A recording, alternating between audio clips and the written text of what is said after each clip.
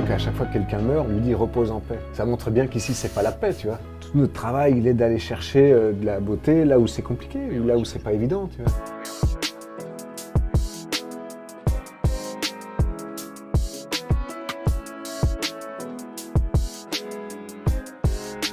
Comment vas-tu, Alexis? Ça va très bien. Tu t'es déjà retrouvé dans ce genre d'endroit? Non, parfois je glisse une tête dans les confessionnels, dans les églises.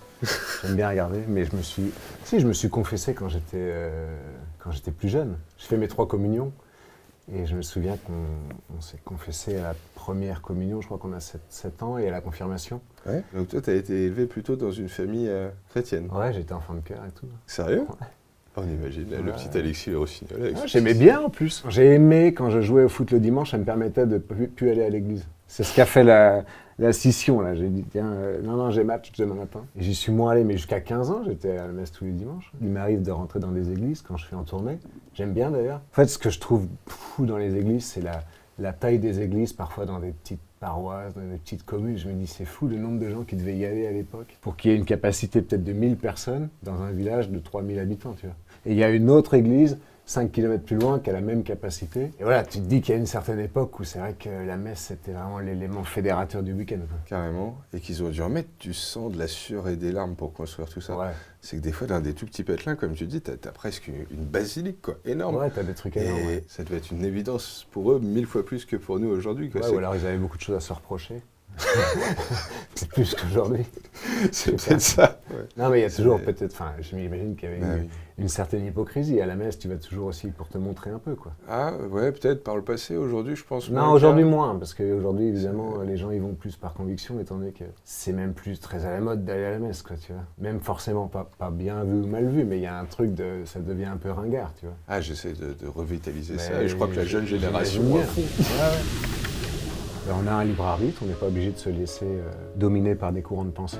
On peut avoir sa propre pensée, puis on peut être aussi diverse dans sa pensée. On n'est pas obligé d'être complètement d'un côté ou complètement de l'autre. On peut piocher un peu par-ci par-là. Les gens quand même ont une forme de Discernement.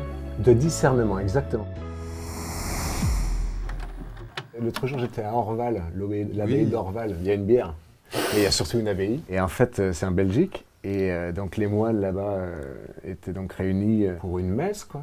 Et c'est vrai qu'on était peut-être 5 dans l'assemblée, tu vois. On était plus par curiosité que par conviction ici, tu vois. Mais en les écoutant, c'est vrai qu'il y a un truc qui te prend, quoi. C'est vraiment joli, ça te prend, ça monte un peu là dans les hautes sphères de l'église et donc évidemment du ciel, tu vois. Ah, il y a une énergie. C'est vrai, il y a une énergie, voilà. Et ça, je l'ai vécu dans plein d'endroits religieux, mais pas forcément catholiques, tu vois. Tu peux sentir ça, même si t'es pas musulman, aux abords d'une mosquée. La foi des autres peut t'envahir toi-même, même si c'est pas de ta religion. Carrément. Et après, moi, bon, j'ai vécu pas mal d'années au Mexique, et c'est vrai que chez eux, il y a un espèce de syncrétisme religieux, tu vois. On mélange un peu le préhispanique et puis le catholique. Donc, du coup, ça fait une foi qui est différente de la nôtre. Il y a la Vierge Noire, il y a des choses comme ça. Il y a une église à San Juan Chamula, au Chiapas, où en fait, ils vénèrent donc une Vierge Noire, et puis à l'intérieur, en fait, pour expurger, pour sortir leurs péchés, ils rotent.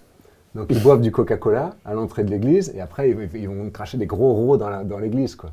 Et en fait, quand tu es touriste, tu vois ça, c'est marrant, quoi. C'est juste qu'en fait, les Espagnols, quand ils arrivaient, tu sais bien comment est l'histoire, en fait. Ils imposaient leur religion, leur langue. Et il y a des bastions comme ça où en fait, ils l'ont intégré, mais pas complètement. Donc il y a des résurgences de rites. Et c'est peut-être la force de l'Église catholique, c'est que depuis le début, elle prône la liberté religieuse. C'est-à-dire qu'on est très convaincus, ce qui d'ailleurs n'est peut-être pas forcément le cas de tous parmi les chrétiens, mais que Dieu, il se révèle à tous à travers ses traditions, à travers ses expériences de prière, de vie intérieure, voire même de temps en temps mystique, mais qu'après, on pense qu'il s'est révélé encore plus éminemment en la personne de Jésus. Mais on est très convaincu que dans ce que vit un juif, un musulman, ou même peut-être certains païens, si c'est vécu avec sincérité, Dieu, il ne peut pas les laisser comme ça silencieux, quoi. Il ne peut pas rester silencieux à leurs appels. Mais le Mexique, moi, j'y suis jamais allé, mais j'ai un confrère prêtre qui y allait régulièrement. Il se retrouvait à être curé de mecs qui sont dans des gangs. Ouais. J'avoue que pour moi, c'est inconcevable, à part justement dans les fictions américaines. Mais on n'imagine pas le type qui a le gun à la ceinture, qui deal ou qui fait tout plein d'autres trucs pas ouf, quoi. et qui va après prier son chapelet tranquille comme ça. Ouais, mais en fait, la religion est tellement présente chez eux qu'ils ont même des dieux. Par exemple, ils ont des saints. Les saints, San Juan Tadeo pour les causes perdues. Chaque dernier vendredi du mois, je pense, c'est une pérégrination, un espèce de pèlerinage dans les rues de Mexico pour aller dans une basilique qui est en l'honneur de San Juan Tadeo, donc des causes perdues. Et en fait, les gens se promènent avec des statues qui sont ornées de chapelets, etc., et qui vont présenter aux prêtres pour les bénir, quoi. Et donc, tu vois des gens sortir du métro, mais gens, comme tu dis, qui n'ont pas forcément des vies de saints, justement, qui sont tatoués, qui ont des looks improbables, etc., bon, qui ont des looks de mecs de gangsters, quoi, tu vois, de gangs, justement, et qui sont hyper pieux, et qui vont en famille faire bénir San Juan Tadeo, tu vois. Il y a aussi le culte de la Santa Muerte. Oui, la ça Santa c'est Muerte, fou, c'est oui. donc la faucheuse, quoi. La mort a une autre valeur que chez nous, tu vois. Et parfois on se demande même si ce culte-là n'est pas un truc qui justifierait des assassinats, des meurtres, etc. Ils l'ont souvent tatoué sur le torse aussi. Ils peuvent avoir la Vierge, la Santa Muerte. Ils peuvent avoir un chapelet ici. Quand nous on reproche à certaines petites bigotes, entre guillemets, de se dire, mais quand même, entre le fait qu'elles aillent à l'église tous les dimanches et le fait que de l'autre côté, elles entretiennent tel cancan ou qu'elles soient comme ça avec... voilà. Là, on se dit, on est quand même à un autre niveau, quoi. Ouais.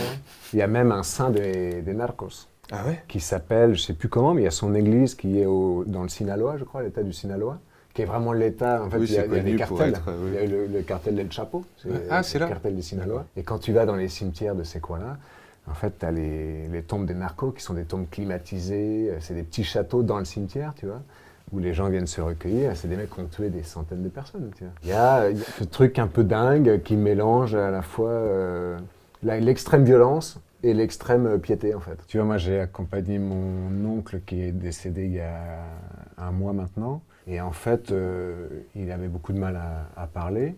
Et on avait eu un moment d'échange où il avait énormément parlé pendant peut-être 3 heures. Je l'avais écouté, on avait échangé, c'était magnifique. Et moi, j'avais beaucoup pleuré parce que je pensais que je lui disais au revoir.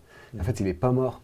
Et il est mort 15 jours plus tard. Et là, je suis retourné le voir. Il était tellement affaibli que je lui ai mis de la musique, tu vois. Et en fait, c'est vrai qu'on a écouté du piano, on a écouté Chopin, et il a juste bougé les doigts, et il y a eu un sourire sur son visage. Voilà, il y a quelque chose qui s'est transmis, quoi. Et en fait, il est mort le lendemain, tu vois. Et je me suis dit, c'est bien, je suis parti le cœur léger, sans lui dire le au revoir, c'est le au revoir solennel, triste, poignant, déchirant. Là, il y a eu un côté, tu veux t'allonger, j'appelle l'infirmière. Et puis, j'ai mon RER dans pas longtemps, j'y vais, etc. Oui, vas-y, tu vois. Il est parti le lendemain et je me suis dit, tiens, c'est marrant, on a eu un bel échange, tu vois. On a eu un bel échange à travers la musique. Tu t'es offert cette occasion-là, qui peut nous faire peur de temps en temps, d'aller voir celui qui est à l'hôpital depuis quelques semaines, quelques mois. On sait qu'il est plus proche de la fin que voilà. Ouais. Et on appréhende. On ne sait pas quoi dire. Et en fait, là, tu as donné une super astuce, de venir avec la petite enceinte Bluetooth. Il était prêt à partir depuis longtemps, il a toujours été prêt. C'est jamais quelqu'un qui a eu peur de la mort. Et en fait, il a été myopathe donc, toute sa vie, donc il a toujours souffert, mais il s'en est jamais plaint. Et en fait, ça lui a donné une dimension spirituelle que nous, on n'a pas, en fait. Que toi, tu as, évidemment, puisque c'est ton sacerdoce, quoi. Il y a des jours où c'est plus facile à avoir que d'autres. Ouais, j'imagine. Mais moi, quand je le voyais, j'allais pas chercher, mais je savais que je trouverais, de toute manière, un moment qui serait hors du temps, parce que lui, il était dans la spiritualité, donc le choix des mots était incroyable chez lui, c'était toujours très précis, c'était des trucs qui me transportaient. Puis il a dit un truc à la fin, il m'a dit, tu liras l'épitaphe de Jean Valjean, tu verras, c'est pas mal. Et en fait, l'épitaphe de Jean Valjean, écrite par Victor Hugo, je m'en suis rappelé le lendemain, tu vois. Et elle dit, bien que la vie fût pour lui bien étrange, il vécut pleinement, puis il mourut, simplement, comme la nuit se fait lorsque le jour s'en va. Et en fait, pour moi, ça, le fait qu'il m'ait dit ça, ça veut dire que c'était les paroles c'était l'épitaphe qu'il s'était lui-même choisi, en fait. Ouais. Parce que tu vois, bien que pour lui, la vie fut bien étrange, lui, il était myopathe, donc tu vois, il vécut pleinement, il a toujours vécu à fond, et il mourut simplement, comme la nuit se fait lorsque le jour s'en va. C'est que de la poésie, en fait. Tu lui as dit au revoir comme si c'était la fin du jour, et en fait, c'est vraiment comme ça que ça s'est passé. Ouais. Moi, j'avais un lien très très fort avec lui. Et en fait, tu sais, on se dit parfois que jusqu'à un certain point, le corps résiste, puis à un moment donné, quand il est prêt, ça part comme ça. C'est beau d'une certaine manière. Et je pense que c'est un moment, il avait vu sa fille également, je crois le lendemain, le jour de la mort, ou ou la veille le soir. Enfin bref, il avait fait le tour en fait, tu vois. Et je crois qu'on est comme ça invités, nous les vivants, à aider à vivre ce passage et à aider à partir ceux qui doivent partir. On en voit combien qui attendent plusieurs jours de pouvoir dire un peu au revoir à tous les membres de la famille. Ouais. Et le jour où ils ont vu celui qui manquait depuis une semaine parce qu'il ne pouvait pas venir avant, et bien là, hop, dans la nuit qui suit. Ouais. Lui il m'a dit, voilà, ne reste pas figé, quoi. Il faut toujours avancer dans la vie. Quand ça va pas, va marcher dans la forêt, écoute les oiseaux. Voilà, c'est des paroles comme ça qui me reviennent. Là, je suis allé marcher dans la forêt tout à l'heure. Ben, je pense à lui, je me dis, tiens, c'est vrai que la beauté du monde, elle est là, en fait. Tu vois, j'ai pris des photos d'un endroit, là. Ça ressemblait à un lagon du Mexique. L'eau était vraiment bleue. Et en prenant la photo, je me suis dit, c'est marrant, j'ai l'impression de prendre une photo du Mexique et je l'ai gardée dans mon téléphone comme ça en me disant, bah tiens, t'as un petit bout du Mexique pas loin et c'est vrai que parfois on paye pour des vacances lointaines, pour de l'eau bleue et en fait on en a à côté de chez soi, quoi, tu vois, les gens et la nature en fait. Et dès lors que tu prends conscience de ça, tu fais que découvrir un monde qui est beau quand même, tu vois. C'est comme si tu savais photographier l'ordinaire. Tu t'intéresses tellement à cette simplicité de ce qui nous entoure, de la relation avec tel ou tel, ou avec le patrimoine naturel qu'il y a autour de nous. Tu parles régulièrement des forêts, des animaux. J'essaie d'observer en fait. Je ne crois pas vraiment à la poursuite du bonheur, parce que je pense que le bonheur, il est par nature un peu inaccessible et toujours éphémère, donc frustrant. Par contre, je pense qu'on peut se procurer des moments de joie dans l'observation en fait, des autres. Dans l'observation de... Tu vois, moi j'ai pas d'enfant, mais je peux regarder des gamins jouer et ça me réjouit, quoi, tu vois. Je me dis que c'est la vie en fait. C'est Aristote qui disait comme ça que la vie la plus sublime, c'est la vie contemplative. Contempler ceux qui nous entourent. Si tu prends Épicure, hein, si tu veux parler de philosophie, c'est la conscience de l'incroyable histoire de l'être, c'est-à-dire le fait qu'on existe, c'est fou en fait. Rien que ça, c'est fou. Hein. Ce que tu partages aujourd'hui, c'est un petit peu de toi-même, mais c'est aussi, j'ai l'impression, un regard sur le monde. Et quelque chose qui fait du bien. Peut-être quelque chose à l'image du surnom que tu t'es donné, le rossignol. Non, c'est mon vrai nom. Hein. C'est ton vrai nom ? Oui, bien sûr. Mais purée, c'est providentiel ton vrai nom. C'est ton vrai nom. Bien sûr. Ouais. Sur ta carte d'identité, il y a écrit le rossignol, Alexis.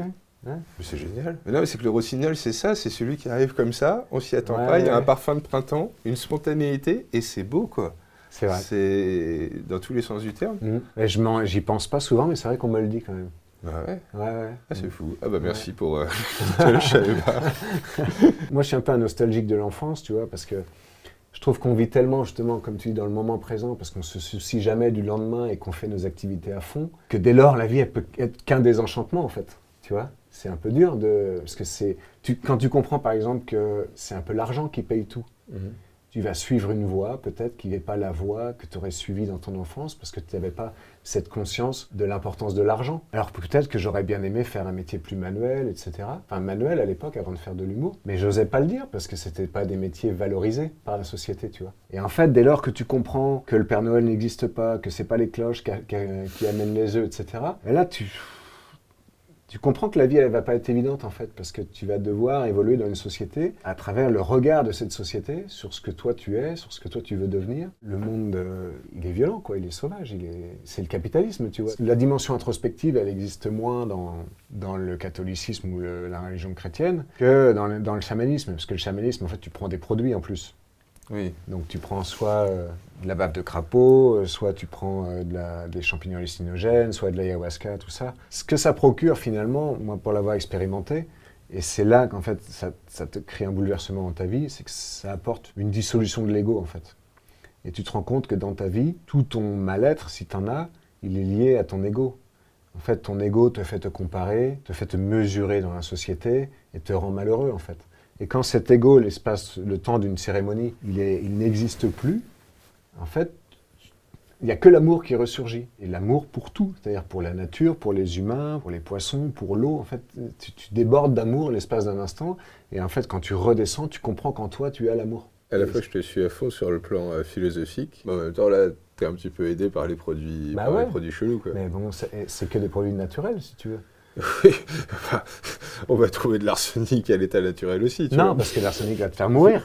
Là, après, Tu vois, par exemple, là, tu opposes à ce que je dis, ton prisme à toi, mais moi, je fais vachement confiance à tout ça. Je suis très ouvert à toutes les expériences. En ayant expérimenté une, puis l'autre, puis d'autres, etc., elles m'ont toujours ouvert des voies que je connaissais pas en moi. Elles m'ont apporté de la profondeur, elles m'ont apporté une considération pour l'autre, etc., même une connexion avec l'autre, tu vois.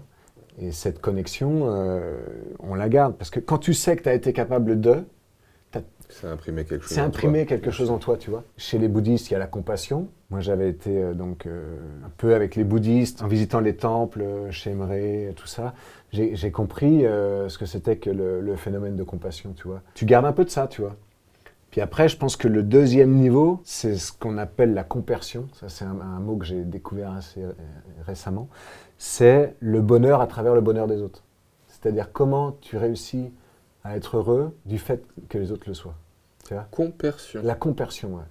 PER. On n'en parle jamais. C-O-M-P-E-R-S-I-O-N. Ouais. Et pourtant, être heureux à travers les autres, à travers le bonheur des autres. C'est justement pas l'amour avec un grand A, l'amour d'un parent pour ses enfants où il va être capable d'aimer que ses enfants aiment plus d'autres qu'eux-mêmes, et pourtant parce qu'ils sentent leurs enfants heureux, ça les rend heureux eux-mêmes. Enfin, l'amour qui se donne juste au service de l'autre pour que l'autre puisse trouver son plein amour à lui. Compersion, c'est un joli mot, merci. Ouais, ça vient d'une tradition qui n'est pas dans notre vocabulaire classique et qu'en fait on va y mettre d'autres mots. Moi ça me fait penser à ce qu'on appelle chez les chrétiens l'amour agapé. Tu sais, en grec il y a 3 degrés d'amour, il y a l'amour éros, donc un peu pulsion animale, l'amour philia, les bonnes amitiés et tout, mais où il y a toujours une forme de réciprocité. Et l'amour agapé qui est capable de tout donner pour l'autre, y compris jusqu'au... aime tes ennemis. Mon oncle avait ça, franchement, pour te dire. Il a vraiment dédié sa vie et son esprit aux autres, en fait. Et il vivait dans une espèce de petite cité HLM. Et en fait, les gens défilaient chez lui et il les aidait pour les devoirs, pour l'administratif, pour toutes ces choses-là. Il est devenu un petit peu le personnage central. Et c'était toutes les religions, c'était toutes les nationalités, etc. Tu vois. Et à chaque fois, il nous a toujours dit, j'ai vécu heureux, quoi. J'ai eu une belle vie. Moi, j'adore noter des citations. Tu vois, j'ai toujours mon petit carnet dans la poche. Tous les jours, j'essaie d'en mettre sur les réseaux sociaux. Et en fait, mais à chaque fois, je me rends compte que le jour où je l'ai noté, déjà, ça m'a éveillé quelque chose. Et le jour où je la reprends, donc des fois c'est 2-3 semaines après, mais je la comprends différemment, tu vois, comme si le prisme s'était étendu ou affiné. Moi j'ai mis beaucoup de temps avant de découvrir l'importance de la lecture, mais je crois que ça m'a aidé à voir le monde tellement plus en couleur, tellement plus savoureux, parce qu'en fait ils ont su mettre des mots sur ce que je voyais à peine flou, et maintenant ça me donne de le voir avec plus d'acuité. C'est beau ça. En peu de mots, réussir à définir un truc où toi quand tu le lis, t'es là, ah putain, c'est ça. Qui sait, peut-être qu'un jour le Seigneur nous donnera la grâce, toi sur scène, moi en homélie à l'église, d'avoir justement la petite punchline. Jésus, il était fort en punchline. Ben ouais, quand même. Mais il disait ce truc-là quand même qui est très vrai aujourd'hui. Vous avez des yeux mais vous ne voyez pas, vous avez des oreilles mais vous n'entendez pas, quoi. C'est un peu ça aujourd'hui malheureusement, je trouve. C'est un peu ça sûrement pour le monde, mais moi je me le dis aussi sûrement pour moi avant tout. C'est Albert Schweitzer qui disait comme ça que comment vouloir la paix dans le monde si on n'est pas capable de la faire déjà à l'intérieur. Ouais, c'est clair, mais ça c'est comme l'amour. Comment tu peux aimer une personne si tu t'aimes pas toi-même, tu vois? Comment tu peux réussir à donner de l'amour quand on n'a pas pour toi-même? C'est compliqué ça. On a l'habitude de finir nos petits entretiens justement avec une punchline, extrait d'un bouquin qui est un peu le best-seller depuis 2000 ans. Je crois qu'il s'appelle The Holy Bible. Et pour le coup, on a 10 versets. Ah d'accord. Plus ou moins tous différents. Ça dit donc le chien. Allez. GA, c'est quoi? Galate, c'est lettre de Saint Paul apôtre aux Galates. D'accord, ok. Ceux qui habitent en Galatie. Ouais. Très connu pour son équipe de foot, c'est groupe de rap, quoi. Toute la loi est accomplie dans l'unique parole que voici. Tu aimeras ton prochain comme toi-même. On est bien tombé. On est bien tombé. Ouais. Merci Alexis. Bah de rien, écoute. Je ne savais pas aussi philosophe. Ouais, non, mais bon, il y a des moments dans la vie où on découvre des choses aussi. Tu vois. Je pense que tu m'en as fait découvrir et j'espère à ceux qui nous regardent. Mais moi-même, j'en découvre plein, quoi, tu vois. C'est cool de pouvoir en parler comme ça, calmement. J'ai bien aimé, voilà. Bah top. Bah franchement, moi aussi, vraiment. Merci beaucoup à toi. Avec grand plaisir.